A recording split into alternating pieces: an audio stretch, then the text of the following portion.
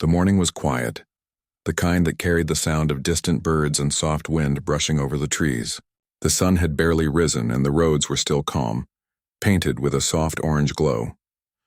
A man drove slowly through the empty streets, his car neat and simple, the kind that didn't draw attention. He was dressed in plain clothes, an old jacket, a baseball cap, and a pair of dark sunglasses. To anyone passing by, he looked like an ordinary man, maybe on his way home from a night shift or an early morning errand.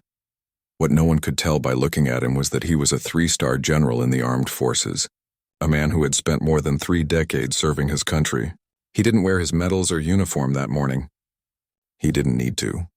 His calmness carried quiet authority.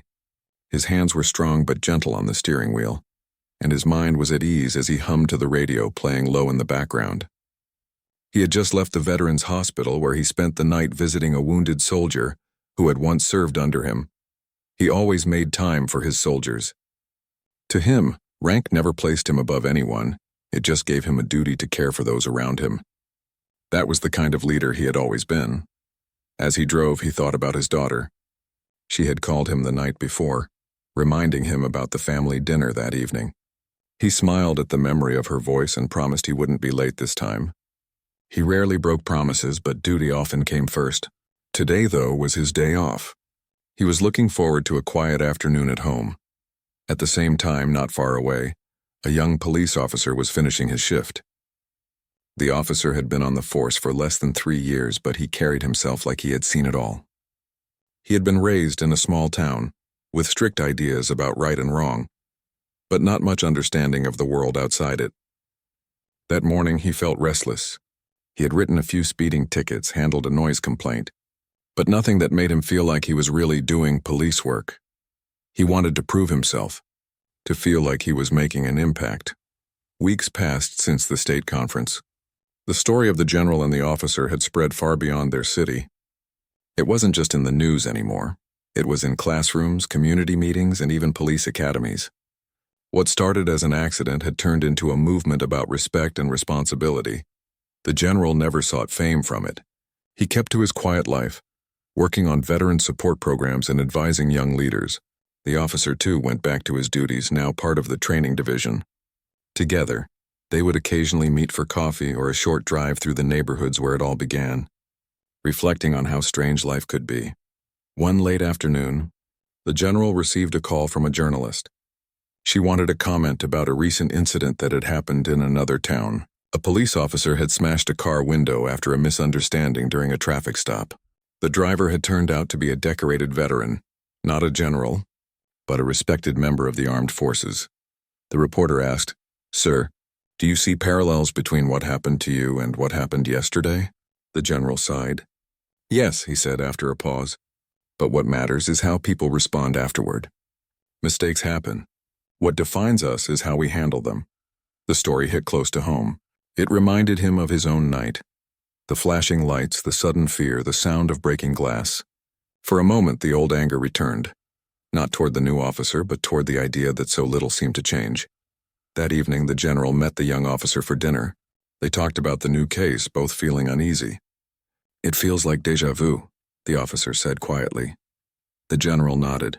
"It's proof that there's still work to do." "I've been thinking about reaching out," the officer continued. "Maybe offer to talk with that department. Help them see what we learned." "That's a good idea," the general said. "But remember, you can't fix everyone. Some people only learn when life puts them in that position." The officer leaned back, sighing. Still, if even one person listens, it's worth trying.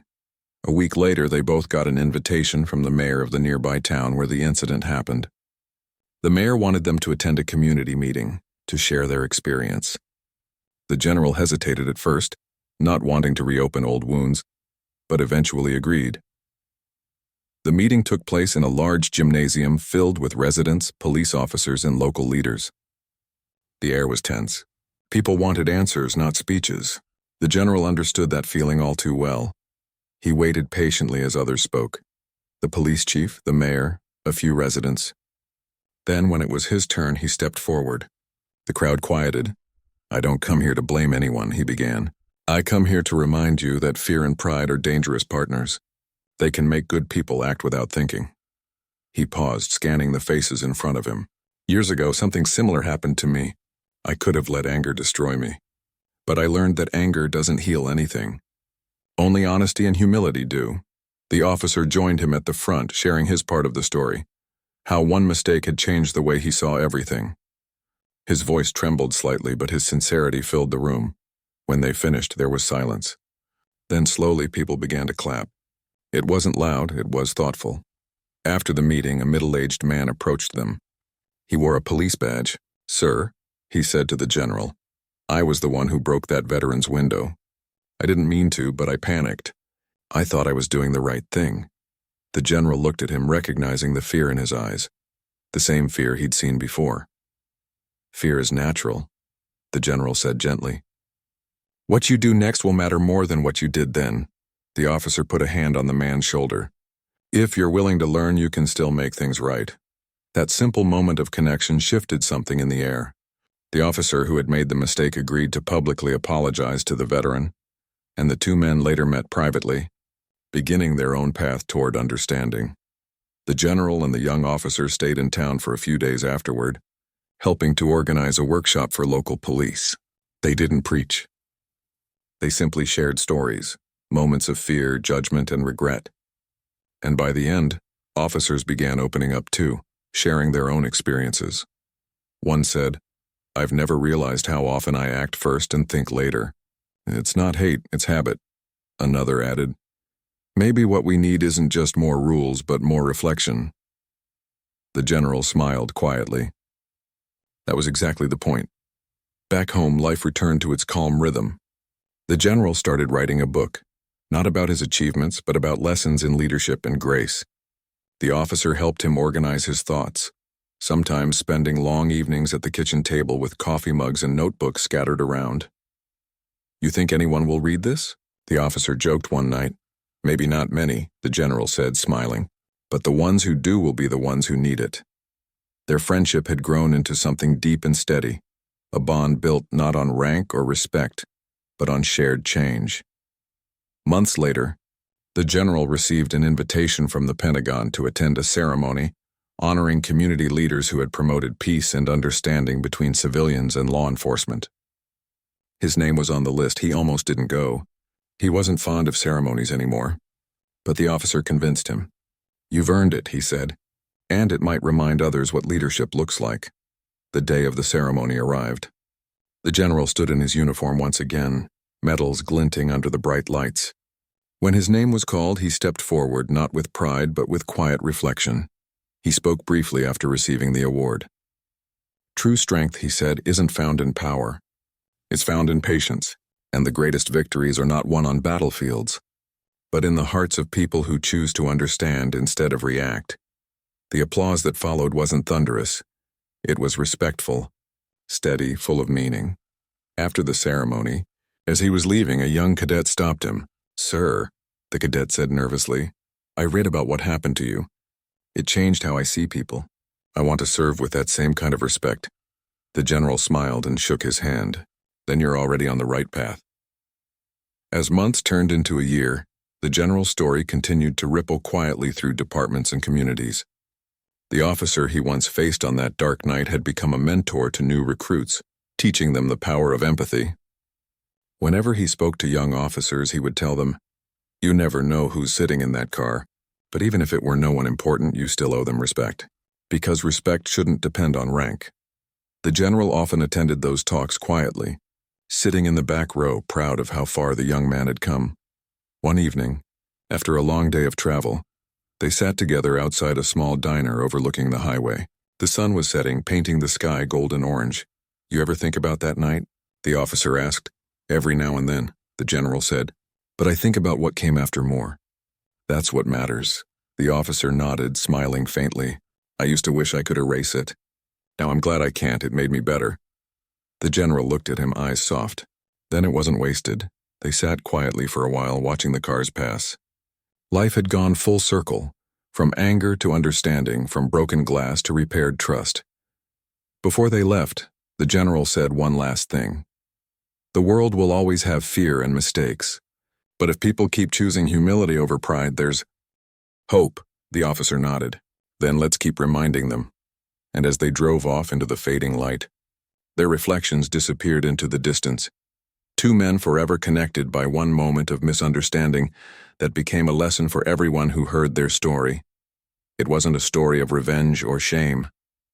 It was a story of what could happen when people looked beyond anger, beyond assumptions, and chose to see each other as human. And in a world that often forgot how to listen, their story quietly kept reminding others to do exactly that. That was when he noticed the dark SUV parked near a gas station across the street. The driver was sitting inside looking down at something in his lap, his phone. To the officer, it looked suspicious. The officer slowed his cruiser, squinting at the tinted windows. The vehicle had military plates, but that didn't. The community center event had ended weeks ago, but its impact hadn't faded. The story of the general and the young officer working together had started a quiet movement. People began to talk more, not about anger or blame, but about change. Churches, schools, and local organizations invited them to speak. Both men agreed, though the general insisted that every talk should end with action. Words mean little, he'd say, unless they make someone think differently the next time they meet a stranger. It was on a cool Saturday morning when the general and the officer met again to plan a new event. The city had approved a Community Safety and Trust Day, something that would bring together law enforcement, veterans, and residents. The goal wasn't speeches. It was conversation. Food trucks, music, and small workshops would fill the park. The general wanted it to feel welcoming, not official. At the planning table sat people from all walks of life: a retired teacher, a pastor, 2 high school students, and even a few police officers. The young officer listened quietly most of the time, still not used to so many people looking at him without judgment. When he did speak, he chose his words carefully, often starting with, "I used to think," before explaining how much he had learned in the past months. The general noticed this change. He respected how the officer didn't try to defend himself anymore. He tried to understand instead. That humility made others comfortable. And soon, what began as a small idea grew into something much bigger. The day of the event arrived. The park was bright and full of energy.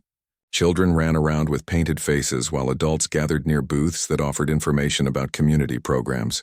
The general wore a simple polo shirt and baseball cap, no medals, no uniform. The officer helped guide people toward the food area, smiling and greeting families as they arrived. As the morning went on, a local journalist approached them. She wanted to record a short segment for the evening news. The general agreed on one condition, that they include everyone, not just the 2 of them. "This isn't about me," he said. "It's about what can happen when people choose to listen." The interview went smoothly. The reporter asked about forgiveness, about trust, about the moment that changed everything. The general spoke slowly, emphasizing the lessons learned rather than the mistake. The officer admitted his fault openly, saying, "That day taught me more than any training ever did. It taught me that respect isn't about rank, it's about heart." People clapped softly when the interview ended. The mood was light, hopeful. Later that afternoon, as the crowd thinned, the general sat on a bench near the fountain, looking around with quiet satisfaction. The officer joined him, holding 2 cups of lemonade. "Long day," he said with a tired smile, handing one to the general. The general nodded. "A good one, though." They sat in silence for a moment, listening to the sound of children laughing nearby. "You know," the officer said, "when I first saw you that night, I didn't see a person. I saw what I was afraid of, someone who might question my control. I reacted before I thought. I've spent months trying to understand that." The general looked at him thoughtfully. "And what did you find?" "That fear doesn't make you bad," the officer said quietly. "It makes you human. But pretending you don't have it, that's what causes trouble." "I don't want to pretend anymore." The general gave a small smile. "That's a good answer." Before they could continue, a woman approached, holding a small notepad. She was one of the volunteers from the planning committee. "Sir," she said, turning to the general, "we've just been invited to present this program at the state level. They want you to speak next month." The general raised his eyebrows. "That's unexpected." "It's a great opportunity," the woman said. "You could inspire even more departments to try something like this." He nodded slowly. "Let's think about it." The officer looked uncertain. "You think they'll listen?" "They will," the general said. If we stay honest. In the following weeks, preparation for the state event began. The general and the officer traveled together to nearby towns, visiting smaller police departments. Each time they spoke, the message remained the same: that change didn't start with big policies, but with how people treated one another in the smallest moments. In one town, an older officer stood up after their talk. "Sir," he said to the general, "I've been in law enforcement for 25 years. I've seen a lot, but I can't remember the last time someone reminded us to just breathe before reacting. You made me think." The general thanked him, shaking his hand. Moments like that made every mile worth it.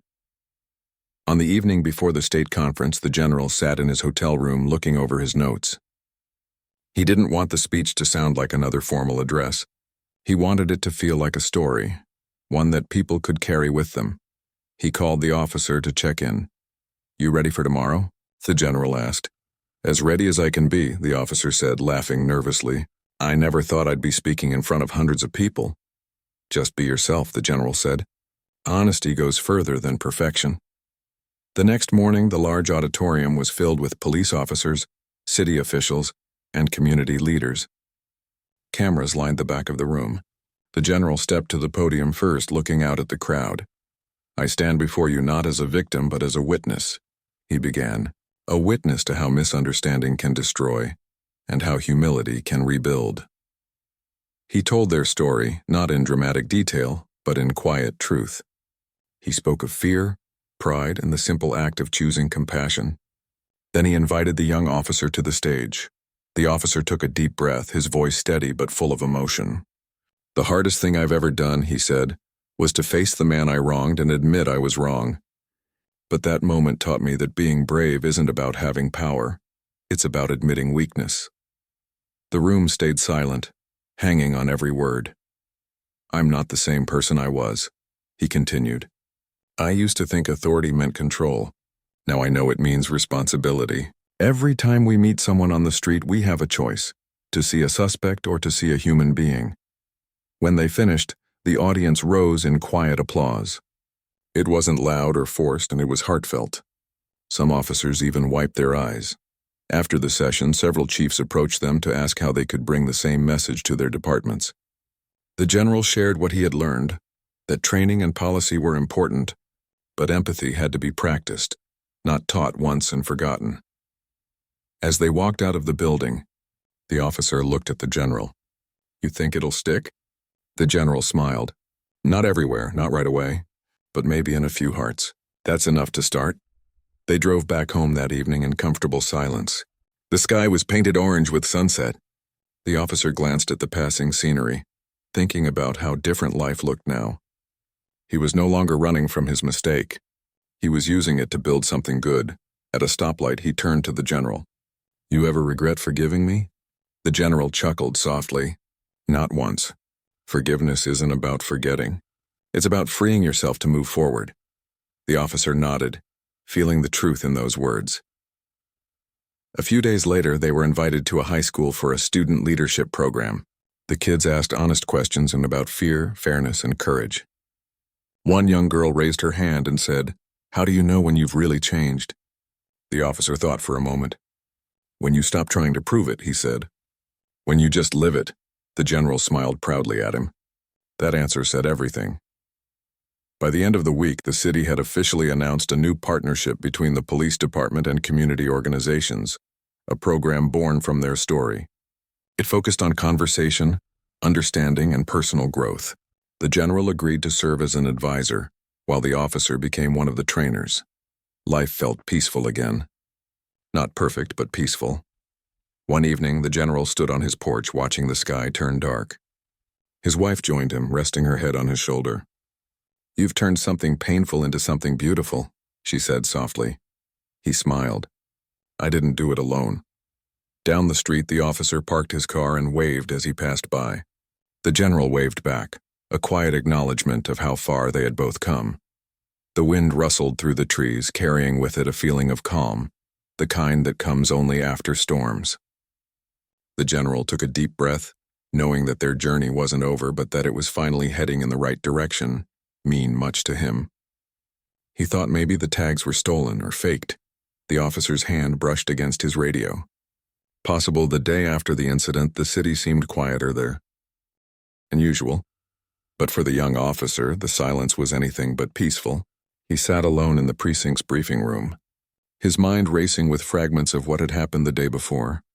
The window breaking, the senior officer's face when he realized who the man was, and most of all, the calm, steady look in the general's eyes. That look had shaken him more than any words could. It wasn't angry, just deeply disappointed. Like a father watching his son fail a test he should have easily passed. The officer had barely slept. Every time he closed his eyes, he heard the sharp crack of the glass breaking. It echoed in his head like a reminder he couldn't escape. When the captain called him into his office that morning, he knew it wasn't going to be a routine talk. The captain's office was small, with walls covered in framed commendations and a flag folded neatly on the corner shelf. He looked up from his paperwork as the young officer stepped in. "Close the door," the captain said quietly. The officer obeyed, standing stiffly in front of the desk. The captain didn't yell. He didn't even raise his voice. He just looked at the officer for a long moment before speaking. "I've been on the force for over 30 years, he said slowly. "And I've seen mistakes, plenty of them." For the next few days brought a wave of attention neither the general nor the young officer had expected. What started as a quiet internal investigation soon found its way into the local news. It began with a small online article. A brief report mentioning that a police officer had smashed the car window of a high-ranking military general during a misunderstanding. Within hours the story spread, and by the next morning it was on every local radio and TV station. Reporters gathered outside the precinct, asking for statements. The police department tried to manage the narrative carefully, emphasizing that it was an ongoing review. But as often happens, the story took a life of its own. At the general's home, phone calls poured in, from fellow officers in the military, old friends, and even reporters looking for a comment. His wife urged him to say something publicly, to clear the air and prevent rumors from spreading. But the general wasn't quick to speak. He had always believed that actions spoke louder than headlines. Sitting in his quiet study, he stared out the window at the rain tapping against the glass. He thought about the officer, the nervous young man who had stood before him full of regret. He could easily have gone on television, condemned the behavior, and fueled outrage. It would have been simple. The public would have rallied behind him. But something inside him said that wouldn't fix anything. It would only make people angrier and more divided. The following morning, he called the captain of the precinct and asked if he could speak to the department during their morning roll call. The captain agreed immediately. When the general walked into the police station, all eyes turned toward him. Officers straightened up, some recognizing him from the news, others simply sensing his authority. He didn't wear his uniform that day, but he didn't need to. His presence filled the room on its own. He began speaking slowly, his voice calm but strong. "I've served this country for over 3 decades, he said. "I've seen what fear can do to people. I've seen it on battlefields and in cities, in faces of soldiers and civilians alike. But fear doesn't always show itself as panic. Sometimes it hides behind pride, or behind what we think is caution." The room was silent. He looked around, meeting the eyes of the officers one by one. "I was stopped last week by one of your own. It was a misunderstanding, one that could have gone much worse if either of us had chosen anger instead of restraint. That young man made a mistake, but mistakes only define us if we refuse to learn from them." A few officers glanced at one another quietly. The general continued, "The truth is, policing and the military have something in common. Both jobs carry power, the kind of power that can save lives or ruin them. But power means nothing without empathy. If you can't see the person in front of you as human first, then the badge, the rank, the title, none of it matters." He paused for a moment before adding, "You all wear uniforms, just like I do. But remember, uniforms don't make us better than anyone else. They remind us to serve." By the time he finished speaking, the room was completely still. The captain stood off to the side, arms folded, his eyes glistening slightly. When the general left the building, no reporters were allowed inside. But word of his visit spread quickly through the department. Many officers who hadn't even been there heard about how he'd spoken, not with anger, but with purpose. Later that afternoon, The young officer received a call from the captain. "He came in this morning," the captain said. "Who?" "The general," the captain replied. "He talked to the department. You should have been there." The officer sat quietly for a moment, unsure what to say. "What did he say about me?" he finally asked. The captain hesitated, then said, "He didn't call you out by name, but he talked about you, about second chances, about learning. You might not believe this, but he defended you." The officer was stunned. "Defended me?" "Yes," the captain said. "He said you made a mistake, but you owned up to it, and that's more than some people ever do." After hanging up, the officer sat in silence for a long while. He felt something he hadn't in days: hope. But outside the precinct walls, the noise kept growing. Social media was full of debates, some people furious at the officer, others praising the general for his grace. A few even claimed the whole thing had been exaggerated. That was the hardest part for both men. They wanted to move forward, not fuel division. That evening, the general sat down with his wife again. She poured him tea, then asked gently, "Are you sure staying quiet is the right choice? People are demanding answers." He looked thoughtful. "Sometimes speaking too soon makes the truth harder to hear." "I want to talk, but not to feed the argument. I want to talk to teach, so what will you do?" she asked. He gave a small, knowing smile. "I'll go on the local news tomorrow. But not to point fingers, to set an example." The next day, the general appeared on a local TV segment. He spoke simply, his tone steady. "What happened to me was wrong," he said. "But turning this into anger won't make our community safer. It'll only make it more divided. What we need is understanding, between officers and citizens, between people of every background. We all have a part to play in making this better." The interviewer asked if he thought the officer should lose his job. The general shook his head. "No, he should learn from it. Growth doesn't happen when we throw people away. It happens when we give them a chance to change." By the next morning, clips of that interview had gone viral. People were sharing his words across social media, quoting him in comment sections and news articles. Even national outlets began picking up the story. At the precinct, the atmosphere shifted. Officers who had once grumbled about bad publicity began to talk differently, about what it meant to approach people with respect, about how easy it was to misread situations when you acted out of bias or fear. One evening, the young officer got a message from the general's assistant. The general wanted to meet him again, this time at a community center. When he arrived, he found the general standing beside a small group of teenagers and volunteers. The general was helping organize a charity event for veterans and local youth. He waved the young man over. "Glad you came," the general said with a warm smile. "We're setting up tables. You're just in time." The officer looked around, confused. "You wanted me to help?" "Yes," the general said simply. "You said you wanted to do better. This is how it starts." They worked side by side for the next few hours, carrying boxes, arranging chairs, and talking quietly between tasks. The conversation was easy, natural, not about the incident but about life, about service, about how people could change when they were given the chance to understand each other. By the end of the night, the officer felt something shift inside him. It wasn't guilt anymore, it was gratitude.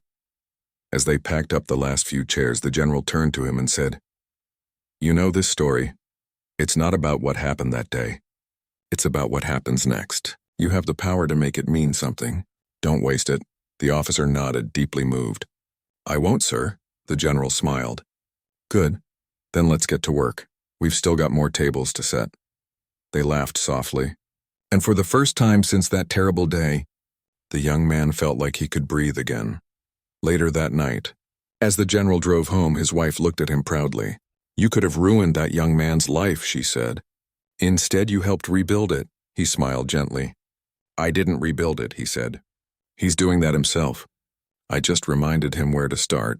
In the following days, local papers began writing about their unlikely connection. The general and the officer who had once made a mistake, now working together to promote community training programs. They didn't seek the spotlight, but their story became one that inspired others, showing that understanding could be stronger than outrage, and redemption could begin with humility. The officer, now volunteering weekly at the center, found purpose in something he hadn't expected. Each time he talked to kids about choices, respect, and empathy, He thought about the general's calm eyes on that day. The glass window had shattered once but maybe, just maybe, something more important had been fixed. To this one's different. The officer swallowed hard. Sir, I thought, that's the problem, the captain interrupted. You thought instead of checking. You acted on your assumptions.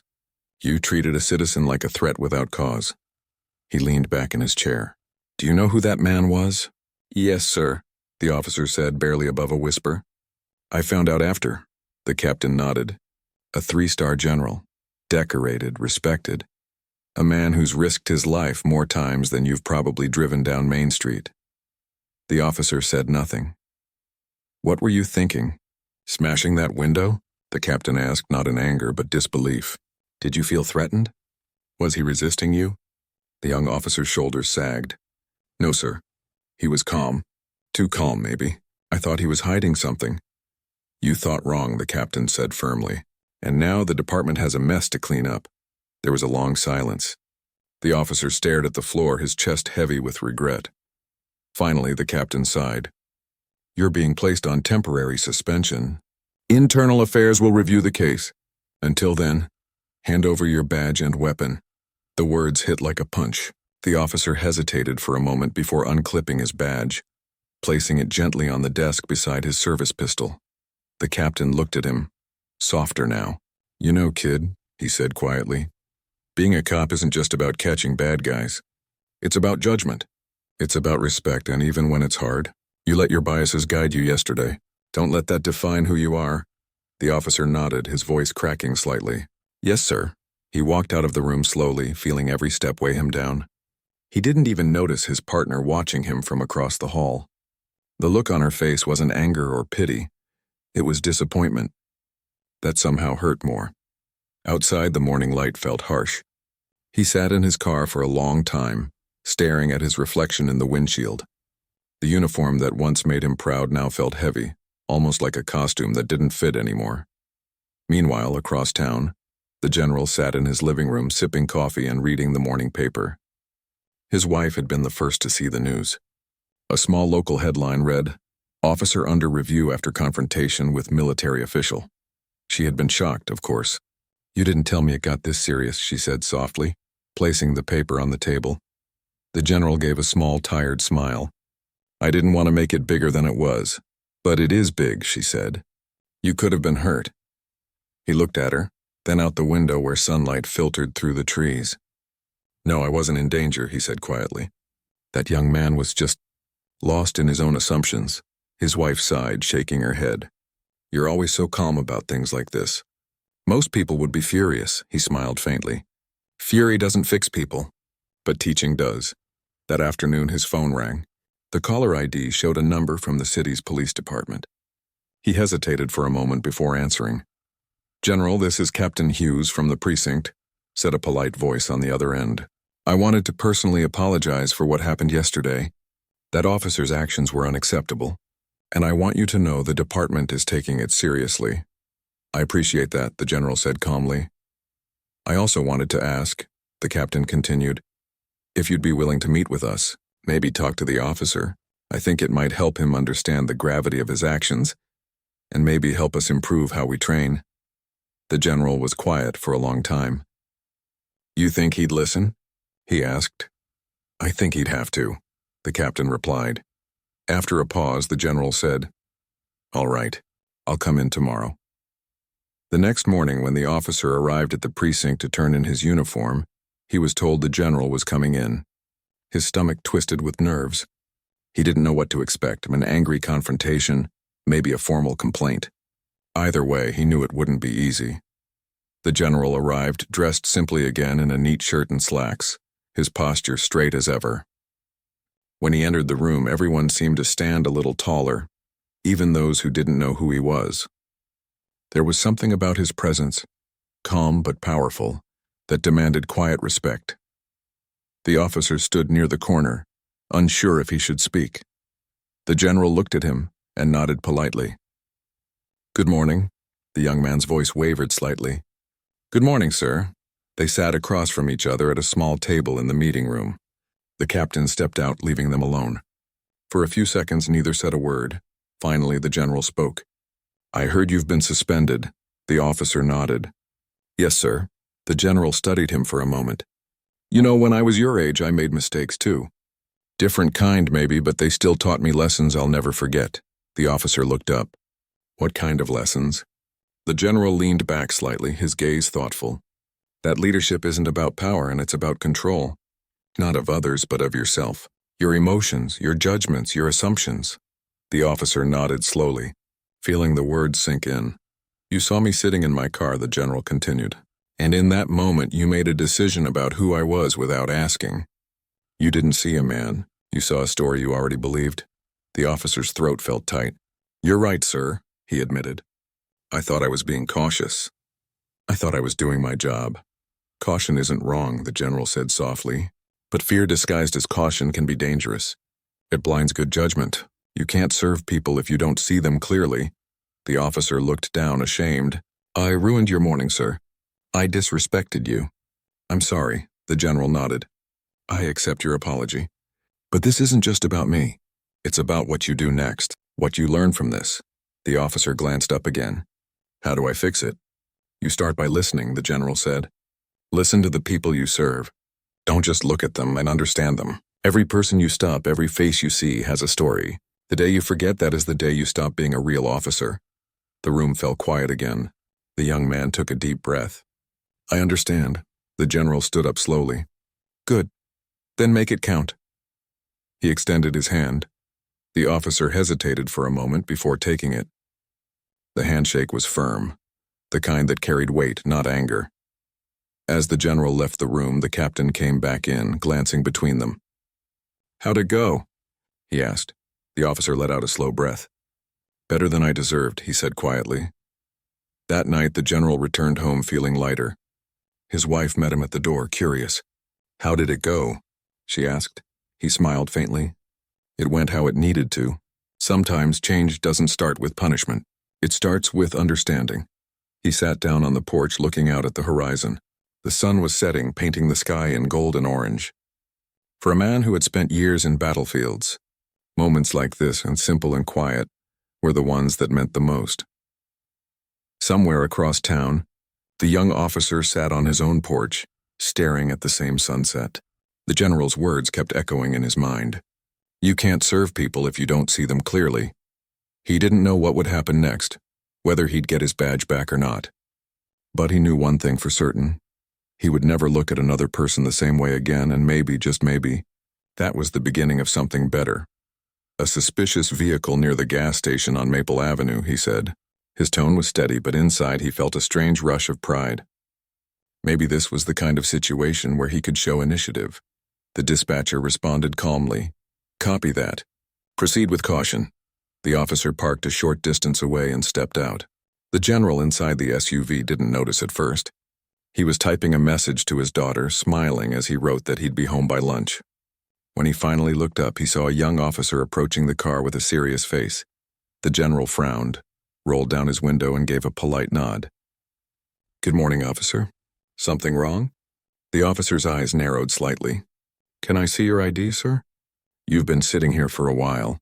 Someone reported a suspicious vehicle." The general blinked, surprised. "A suspicious vehicle?" "I just stopped to reply to a message. I'm on my way home." The officer didn't relax. His tone stayed cold. "License and registration, please." The general stayed polite. "Of course," he said, reaching slowly for his wallet. Years of experience had taught him how to stay calm, even when faced with misunderstanding. But the officer's eyes followed his every move, his hand hovering near his holster. The tension hung in the air like heavy smoke. The general handed over his license and registration. The officer took them, glancing over the name. The ID read a long, formal title, but the officer barely looked at it. He didn't recognize the name, nor did he care to check it in the system. "What brings you to this area?" he asked. "I was visiting someone at the hospital," the general replied. "Just heading home now." The officer nodded, but his suspicion didn't fade. "Mind stepping out of the vehicle for me?" The general hesitated. "Is there a problem, officer?" "Just standard procedure," the officer said, his tone clipped. The general sighed quietly, unbuckled his seatbelt, and stepped out. He stood tall, his posture straight, his voice steady.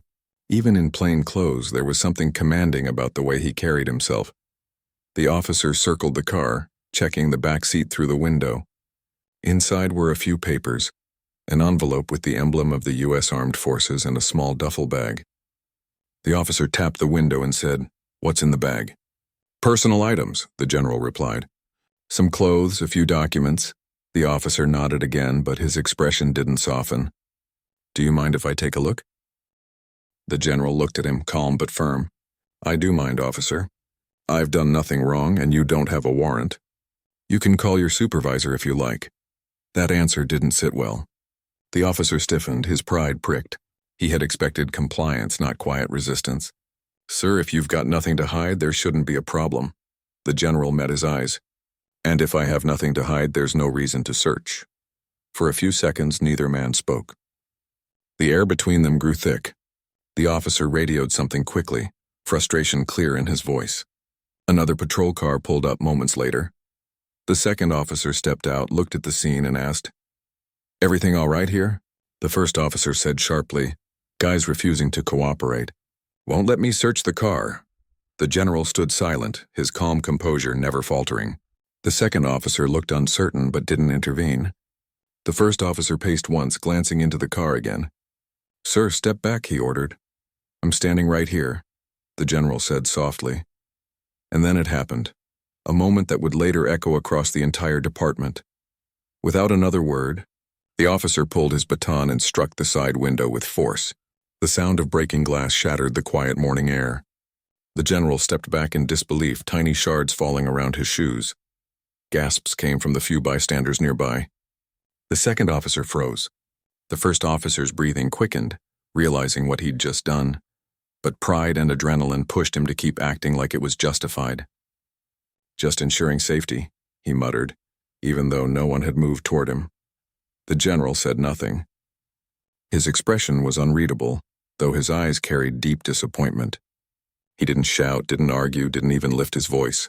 Instead, he bent down, brushed the glass off the seat, and said quietly, "You just made a very big mistake." The officer frowned. "Excuse me?" The general looked at him directly. "You judged me before you knew me, and now you'll have to answer for it." At that moment, another vehicle pulled up. A sleek black car that came to a smooth stop behind the patrol units. A senior officer stepped out, clearly higher in rank, his demeanor calm but alert. He had received the call about a non-compliant suspect and decided to check it himself. The senior officer took one look at the man standing beside the shattered window and froze. His face changed instantly, a mix of shock and disbelief. "General?" he said softly, almost under his breath. The young officer turned sharply. "Wait, what?" The senior officer approached quickly. "Everyone stand down. Right now." His voice was firm, commanding. The younger man stepped back, confused. The general folded his arms, silent. "Sir, I had no idea." The senior officer began, his tone respectful. "You didn't," the general said simply. "But your officer did everything wrong from the moment he saw me." The younger officer stood frozen, realizing that this man, the one he had accused, questioned, and humiliated, wasn't just any driver. He was someone with power, someone respected across the country. The senior officer turned to his subordinate. "You'll explain this back at the station, and you'll do it carefully." The general took a slow breath, then said quietly, "No need for apologies here. Just learn from what you've done, because one day it won't be me standing here." And with that, he picked up the few papers that had fallen from the car, nodded politely to the senior officer, and walked away as calmly as he had arrived. The morning sun caught the small insignia hanging from his keychain, 3 silver stars shining faintly in the light. The officer watched him leave, the sound of his own heartbeat loud in his ears. He didn't know it yet, but that moment, that single act of judgment would follow him for a long time.